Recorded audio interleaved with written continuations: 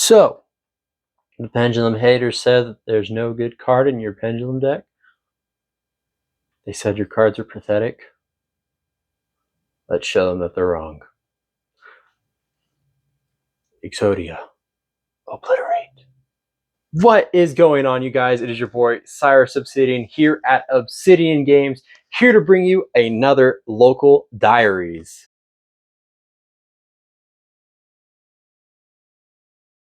So for today's locals, as I might have hinted, we are playing Exodia. We are hoping to go first turn kill with Exodia, obliterate our opponent, and just climb the ladder with Pendulum again. So our Pendulum variant of this build is going to look very similar to what YCS Indianapolis was playing, but we are playing a 40 card variant because I am a truist and 40 cards is how I like to roll. So we're going to go with 40 cards. I realized I did that wrong. So let me show you the profile and let's head on over to locals and obliterate our opponents. All right, you guys, let me show you the sauce that we are cooking with for today's locals. So to start out, we are playing one piece each of Exodia because this wouldn't be an Exodia deck without it. And the whole goal for today is to win by win condition. To get there, we are playing triple copy of Ignite Templar, triple copies of Ignite Crusader, triple copies of Ignis Phoenix, the Draco Slayer, triple copies of Ignite Paladin, one copy of Ignite Veteran, and one copy of Ignite Gallant. So that is our Ignite package that we're playing, because any two Ignites gets us full combo into this deck, which is really great. And then we play a small spellcaster, Pendulum spellcaster with one Astro, one Harmonizing, and one Black Fang. I know most people play Jeff at the YCS Indianapolis played Purple Poison. I didn't have a spare Purple Poison, but I had a spare Black Fang, so we're going to play Black Fang in its place.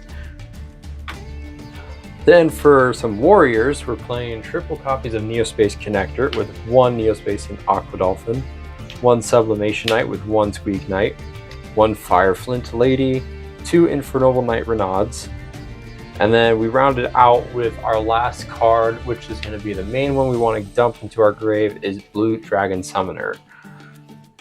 So the whole goal of this deck is just to keep resummoning Blue Dragon Summoner, keep sending it from field to grave, just to get back to add our pieces of Exodia to our deck, from our deck to our hand. And to round out some like power spells, we're playing triple copy of Salesman, because Droll and Lockbird does hurt this deck. I know Droll isn't really like that huge in the format. It comes in and like some decks play it, some decks don't. So for my locals, we are preemptively just having the Salesman. If we draw into it, great. We're just going to immediately shotgun for the Salesman. I feel confident that we can play through any other hand traps, but we'll find out, I guess. Then we play two copies of Durandal. Contemplating dropping it. There are cards that I am contemplating dropping together, so like dropping the Draco Slayer down to 1, and then dropping Durandal down to 1, and then a couple other of the Ignite Pendulum scales to 1, so we can play Crossout Designator in its place, and then have targets like the Droll, the Ash, Imperm, Nibiru. So I feel like those four are the most critical cards that can hurt this deck, so that's what we're looking at, but we don't know. Then we play one Instant Fusion, one Rhoda, and one Called By, just because Rhoda is a one-card combo. Called By, it hits any hand trap aside from Imperm. And then Instant Fusion can get us that extender if we need it.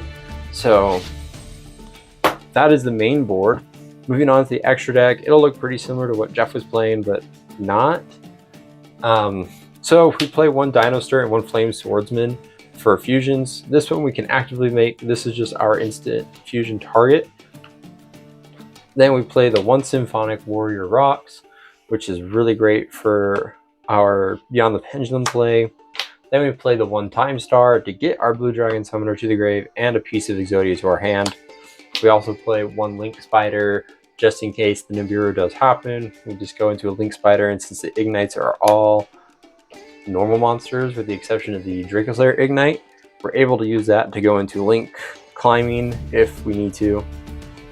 Then we play 1 copy of Cross Sheep, 1 copy of IP Masquerena, 1 copy of Beyond the Pendulum, 2 Isoldes for our Link 2 lines. Then we're playing triple copies of Selene, Queen of the Master Magicians, with 1 Apollosa and 1 Mech Knight Crusadia Avermax. So if we do Fear the Nib, we can just end on IP and then any of the Link 2s and just wait to either go into Apo or Mech Knight Crusadia Avermax if we needed to avoid being killed for a turn. So that is it for our extra deck. Our side deck is a little unique and different. We're just kind of experimenting with it. We're playing 1 Dogoran, 1 Humongous, and 1 Godarla for Kaijus. Unfortunately, there's no warrior Kaiju that we can easily search out. But we're playing the Kaijus because we also play triple copy of Interrupted Kaiju Slumber. So we can just nuke the board and give a Kaiju to each person. This can serve as link material for us. This can serve as just a beat stick. Whatever. It is just primarily there just to have the Interrupted Kaiju Slumber. Then for some more, we play triple copies of Dark Hole just to kind of board wipe. 2 copies of Cyclone, 1 copy of Duster. This will always be my standard. And then triple copies of Evenly Matched. I figure Evenly Matched is going to be a great blowout card no matter what deck I play. So why not play the triple copies of it? And it saved my butt several times on Thursday when we were piloting the Zark Magicians. So maybe it'll serve me good here. So that is it for our Exodia profile. So let's see if we can get a win con with Exodia the Forbidden One today. Alright, you guys, so here we are at our locals. I just finished up my round 1. So we're playing against Red Dragon Archfiend. Games 1 and 2, my opponent went first. Very new to the game, so he's still learning the deck, but he did pilot it really well. But we had the turbo to keep going, draw Exodia for game. So we have Exodia obliterated our opponent in round 1. Hopefully to do the same thing in round 2. So let's hope that we can climb the tower with Exodia today. We'll see what happens. There's a lot of good decks out here, and so kind of it'll work. But we'll see. And here we are. We've got tons of different things going on. We got magic going on over here, some duels over there, and then right over there. So we've got some really good turnouts here at the store. Alright, so you've got duels going on over there. Things are looking pretty good. My round just ended. So in my round, we are playing against the Tistina deck. Last time we faced it, it was a little bit of an uphill struggle. But hey, playing Exodia, when Tistina likes to go second, we are able to just capitalize on OTK, which is super great. So game 1, he had no interruptions, so we were able to full combo it. Game 2, he had an interruption, but I had the extender, and we were able to just push through and obliterate with Exodia. So we are 2-0, undefeated with the deck right now. And honestly, this is just a fun weekend. So there's no really competitiveness behind today, but this is still really fun playing the deck. And honestly, I might play it at our Thursday locals for a little competitiveness, but we'll see what happens. So we are 2-0 right now, doing really good with Exodia. Honestly, the deck is so much fun. It does take a lot of big brain, but hey, it is worth it if you can pull it off. So stay tuned for the rest. I contribute monsters to my hand or field, and organize fusion or synchro monsters to my graveyard. Got some good duels going on here.